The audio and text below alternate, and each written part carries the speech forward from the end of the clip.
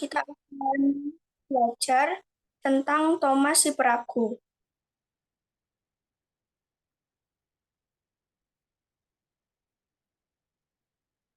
Sebelumnya kita akan memainkan permainan kecil, yaitu fakta dan fiksi.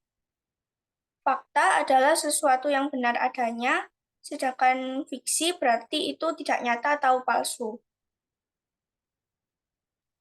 Yang pertama, fakta atau fiksi. Ikan itu hidup di air. Di sini saya lihat ada Nadine, mungkin boleh menjawab, ikan itu hidup di air itu fakta atau fiksi? Fakta. Fakta. Pernyataan kedua, fakta atau fiksi, sapi itu bisa terbang. Yang boleh menjawab mungkin Lydia.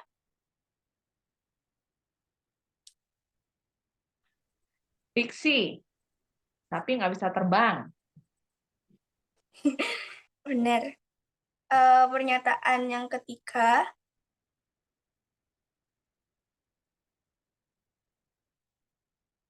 fakta atau fiksi, superhero itu nyata. Mungkin Nondang boleh menjawab.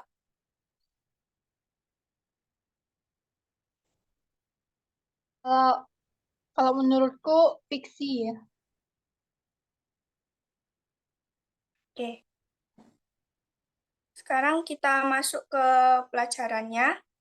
Jadi ada sebuah kisah dalam Alkitab tentang seorang pria yang mengalami kesulitan dengan imannya. Namanya adalah Thomas. Dia adalah salah satu murid dari Yesus. Setelah Yesus bangkit dari kubur, Yesus datang dan berkumpul di suatu tempat dan menampakkan dirinya kepada murid-muridnya. Di sana, ia menunjukkan tangan serta lambungnya kepada mereka, dan murid-muridnya itu bersukacita karena mereka telah melihat Tuhan. Tapi Thomas, salah satu dari ke-12 murid Yesus itu tidak ada bersama-sama mereka ketika Yesus datang ke situ. Maka pada suatu waktu, kata murid-murid yang lain itu kepadanya, "Kami telah melihat Tuhan." Tetapi Thomas berkata kepada mereka, "Sebelum aku melihat dan mencucukkan jariku ke dalam bekas pakunya, maka aku tidak akan percaya." 8 hari kemudian, murid-murid Yesus berada kembali dalam rumah itu. Dan kali ini, Thomas bersama-sama dengan mereka. Sementara pintu-pintu terkunci, Yesus datang dan berdiri di tengah-tengah mereka dan berkata, "Damai sejahtera bagi kamu." Kemudian Yesus di sini berkata kepada Thomas, "Taruhlah jarimu di sini, dan lihatlah tanganku, ulurkanlah tanganmu dan cucukkanlah ke dalam lambungku. Dan janganlah engkau tidak percaya lagi, melainkan percayalah." Seketika itu juga, Thomas ini percaya dan menjawab, "Ya Tuhanku dan Allahku." Lalu kata Yesus kembali kepadanya, "Karena engkau telah melihat aku, maka engkau percaya. Tetapi lebih ajaib lagi bagi orang yang tidak melihat namun percaya."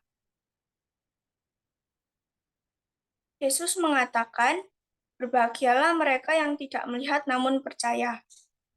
Itu termasuk siapa? Itu termasuk kita. Kita memang belum pernah melihat Yesus secara fisik, tetapi kita mempunyai iman. Jadi, iman kita yang kita miliki ini,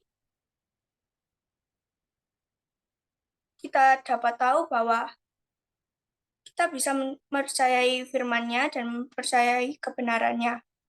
Dia menyebut kita diberkati karenanya, dan Dia selalu menghargai kasih dan iman kita.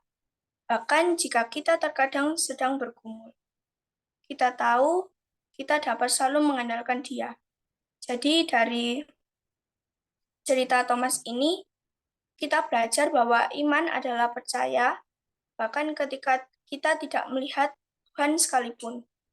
Jadi, biarlah melalui cerita Thomas ini, iman kita dapat selalu bertumbuh dan kita lebih mengasihi Allah. Terima kasih.